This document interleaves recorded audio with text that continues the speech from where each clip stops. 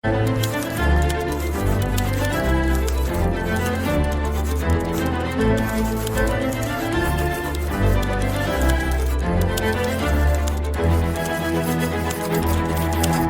muito bem-vindo ao programa que todas as semanas esclarece dúvidas pertinentes da língua portuguesa. Algumas não são muito pertinentes. São sim, André. Não, algumas não desvalorizes. Há com cada dúvida que recebemos, valha-me Deus. André Maia, estás demasiado... Desculpa. Mas atenção, podem e devem continuar a mandar. Os ouvintes todos estão a pensar, será que a minha dúvida está na Exato. Será, exato, é para deixar o pânico. Não sejas este espírito mau. Bem, bom dia. Português Suave, na Rádio Observador, sempre com o Marco Neves, linguista e especialista de serviço em língua portuguesa. E estrela do TikTok. Muito bem. André Maia sempre aqui com a nossa deixa perfeita. Marco, como é que estás? Está tudo bem, Tudo bem? Estamos a falar da língua portuguesa. Olha, hoje eu trouxe-vos guerra, infelizmente.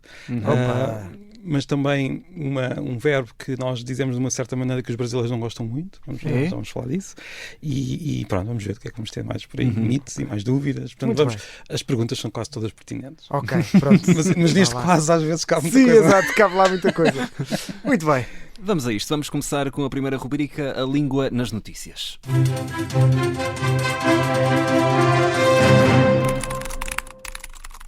Marco, começamos então língua nas notícias e que palavra ou expressão é que nos trazes neste episódio?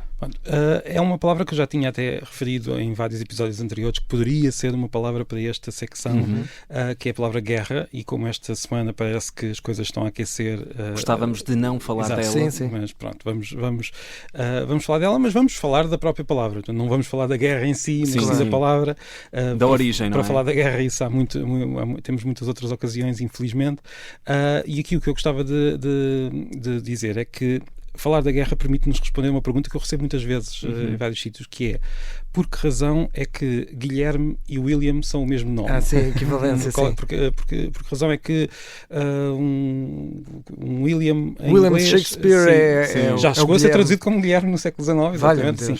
Mas mesmo, por exemplo, um rei inglês que se chama William, em português em geral é referido como Guilherme. Por que razão? E isto está associado à guerra porque guerra e war, em inglês, na verdade têm a mesma origem. E começando aqui por guerra, a palavra começou por ser guerra, com W? Sim, com W, no latim medieval, que importou esta palavra das línguas germânicas, que tem uma tendência para nos dar palavras muito guerreiras. Bélicas, é aquele estereótipo que nós temos dos antigos germânicos, mas é mesmo assim. Ainda há bocadinho estávamos a falar sobre isso. É? Que os germânicos... Exato. Sim, pois. Sim. E esta palavra começa com aquele ditongo que nós representamos com um W quando estamos a transcrever, um W e um E. O erra, o que acontece é que a certa altura as pessoas começaram a chegar a língua mais para o céu da boca e começaram a dizer guerra. E se nós virmos bem, isto não é um G e um U em separado, é o mesmo som, só que com a língua um bocado mais encostada ao céu da boca. E portanto começámos a dizer guerra, até que no final acabámos por deixar cair aquele U, que na verdade o que significa é que deixámos de arredondar os lábios. Em vez de dizer guerra, dissemos guerra, dissemos guerra, aliás, e os lábios deixaram de estar sublinhados. E por isso passámos a ter guerra nas línguas latinas, certo. E enquanto que o inglês manteve aquele velho som que vinha já das línguas germânicas que emprestaram ao latim. Isto parece um bocadinho complicado, mas a verdade é que os falantes vão mudando as palavras devagarinho ao longo das gerações e nós depois andamos a tentar reconstruir o que é que aconteceu na realidade. Com o Guilherme e com o William foi a mesma coisa. Aconteceu aí? Sim. Então, o Guilherme começa por um nome germânico também parecido com o William em inglês, parecido, não era igual, não é? E depois começou nas línguas que importaram este nome, começaram a dizer Guilliam, uma marca de chocolates que é Guilliam, exato. Mas depois deixámos cair o U e ficou Guilherme, enquanto que no inglês se manteve com William. Em alemão houve uma transformação diferente em que aquele U semivocálico transformou-se no V, mas isso aconteceu em muitas línguas. Aliás, nós temos o V porque o som latino que existia, que era muito parecido com esse ui, este som transformou-se num V também em certas zonas da Europa. Pronto, é o que e a diferença então não é só no início? Não, a diferença não é só no início. William e Guilherme parecem diferente, parece quase tudo diferente. Sim, nós sim, para o final também. Mas nós não temos tempo para ir agora aos outros sons. Mas houve aqui uma série de... as pessoas, os nomes próprios são curiosos, porque os nomes próprios mudam muito. Há muitas variações, há muitas... as gerações vão mudando os nomes próprios. O mesmo nome pode ter várias formas dentro da mesma língua, na mesma época. Matilde e Mafalda são variação do mesmo nome, por exemplo. Rui e Rodrigo também são variação do mesmo nome original. E, portanto, um é Rui e outro é Rodrigo. Temos de falar disso um dia. Sim, temos de falar do que é que acontece. As pessoas mastigam muitas palavras, mas então os nomes próprios... mastigam-nos demais. Mastigam-nos demais, exatamente. Sim, exato. Vamos avançar e vamos então até ao mapa da língua.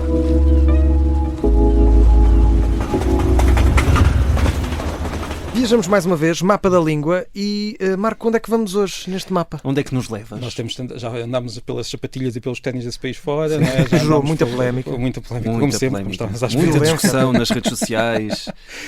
Nunca vamos resolver esse problema, sim, não é? Claro, sim. Eu fiquei triste. Eu tenho de confessar, eu fiquei muito triste. Podes porque... usar o que quiseres. Eu vou continuar a achar que tenho razão. Isto vai ter de vir alguém de fora a dizer, olha, a partir de agora ninguém usa nem ténis nem sapatilhas. Acho que é digno uma coisa mesmo governamental. Do nosso primeiro-ministro, Luís Montenegro, vir anunciar. Decreto-lei número. Exatamente. Bem, mas hoje não vamos para o território português, ou melhor, vamos ficar em território português, mas o mapa, na verdade, é do oceano inteiro, porque vamos falar um pouco de construções ou de palavras que nós usamos cá em Portugal, mas os brasileiros acham que estão incorretas, digamos assim. E o contrário também existe? Existe muito, como nós sabemos, às vezes os brasileiros dizem planejamento, por exemplo, e nós achamos que isso é um grande... mas para eles está correto. Mas há dentro do padrão, há muitos, nós sabemos disso. Mas nós até notamos mais aquilo que eles dizem que nós achamos estranho. Caminhão. Dizem bilhão em vez de bilhão. E, registro. Registro, que já foi uma forma portuguesa, para também. Essa. Mas bilhão, por exemplo, bilhão não tem exatamente o mesmo valor que bilhão, mas isso também é para outro episódio. Claro, aí. Mas nós notamos aquilo que os brasileiros dizem e nós achamos estranho. Mas eu hoje queria falar de duas coisas que nós dizemos e os brasileiros acham estranho, e até então, muitos deles acham que é incorreto. Vais dar dois exemplos. É sim. Um deles um bocadinho mais prolongado e outro só para chamar, para dizer que depois mais tarde devemos falar dele. E então, o primeiro exemplo é quando nós dizemos gostava de ir à praia, muitos brasileiros como é que eu ia dizer? Arranca os cabelos. Arranca os cabelos. Sério? Porque é uma frase tão banal, tão básica. Pois, mas para eles, aquele gostava é no passado. Como eles dizem muitas vezes quando me estão às vezes a dizer não pode ser. Gostaria. Seria para eles gostaria. Não é? E já tive grandes discussões com brasileiros e também com alguns portugueses que dizem que sim, nós dizemos, mas se calhar deveríamos mudar. Em que me dizem que deveria ser sempre condicional porque o imperfeito, o pretérito imperfeito indicativo remete ao passado. Não é? Mas, no entanto, a verdade é que é tradicional na nossa língua, é parte da gramática da nossa língua usar o verbo, o tempo verbal pretérito imperfeito indicativo com um sentido tecnicamente com um desejo quase. Sim, ou seja, é um uso modal do verbo, ou seja, é um desejo, um pedido, e isto é muito, muito mais comum do que nós pensamos. Estava bem, era na praia. Não sei se concordam ou não. Sim. Estava no pretérito imperfeito. O era estava no pretérito imperfeito. O queria um café, o famoso queria, já não quer. Queria, já não quer. Que, aliás, não sei se sabem, faz-me lembrar um livro muito famoso de um autor que nós conhecemos. Marco Neves, acho que acabou de sair há pouco tempo. Sim, um livro que anda por aí pelo país a apresentar o livro. Se calhar eu aproveitava só para vos dizer que hoje mesmo, ao final da tarde, eu vou estar no Porto, portanto tenho de sair daqui a correr, vou ali correr pelo país fora, ali pela estrada fora, e às 5 da tarde na Unicep no Porto vou estar a falar sobre esse queria já não quer. Se algum brasileiro estiver por lá e quiser falar comigo, eu digo que gostava muito de ter as pessoas por lá, eu depois também explico que nós dizemos estava bem na praia, gostava de ir passear, era um bolo, queria um café, e curiosamente os brasileiros também fazem isto, só não fazem com o verbo gostar. Portanto, como é que fazem? Eles dizem que queriam café também, os brasileiros. O era também usam com este sentido. Agora, com o verbo gostar é que eles acabaram por, não sei porquê, perderam o uso do imperfeito neste sentido em particular. Às vezes, André, nós achamos e ficamos incomodados com coisas que eles dizem e eles também ficam com coisas nossas. Não é? E tu disseste há bocado que tinhas dois exemplos. Sim, qual é que é o segundo? Esta segunda, apesar de estar nas gramáticas brasileiras mais tradicionais, irrita muito alguns brasileiros quando nós dizemos mais pequeno. Sério? Sim, okay, porque Porque para eles, É um se nós bocado não podemos dizer mais grande, também não poderíamos é dizer um mais mais pequeno pequeno. e teria de ser menor. Mas nós É dizemos que mais nós pequeno. nem sequer pensamos Não, nisso. não. E não somos só nós, desde Camões que se diz mais pequeno, desde Sim, antes, sim. não é um problema. Mas é simplesmente efetivamente estranho. estranho. Nunca pensei nisso. Mas o que eu Mais costumo maior, responder não. é: não há nenhuma regra da língua que diga que os antónimos têm de funcionar da mesma Sim, maneira. Faz-nos uma confusão, mas é uma confusão só quando começamos a pensar nisso, porque na prática o mais pequeno é mais do que natural. Sim, sim, O estranho aqui, na verdade, é porque é que nós não dizemos mais grande. maior. Sim. O mais grande é que é o estranho, essa proibição. Nós podemos dizer Voltamos mais mais uma grande. vez àquela questão de parece que soa mal, então não Porque é nós bonito também dizer.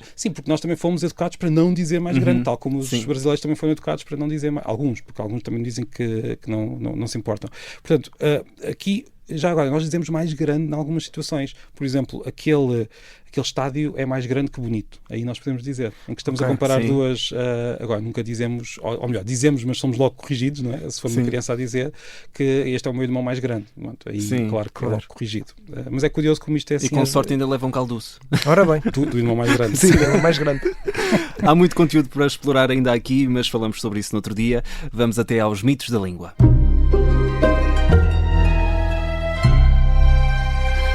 Ora, Marco, que mito é que nos vais trazer hoje? Olha, hoje nós temos algumas dúvidas para responder e temos de ter um episódio só sobre dúvidas em breve, mas hoje eu queria responder muito rapidamente a um mito que eu vi há poucas horas nas redes sociais, em que alguém me dizia, em resposta já não sei o quê, que isto do mirandês O mirandês, a língua mirandesa. Exatamente. O mirandês devia ser... Isso não devia existir. Mas não devia existir porquê? Infelizmente está a caminho de não existir, de facto, e é pena, e espero que isso não aconteça, mas a pessoa dizia-me que não deveria existir porque isso na verdade isso é só uma parvoíce, isso é português mal falado.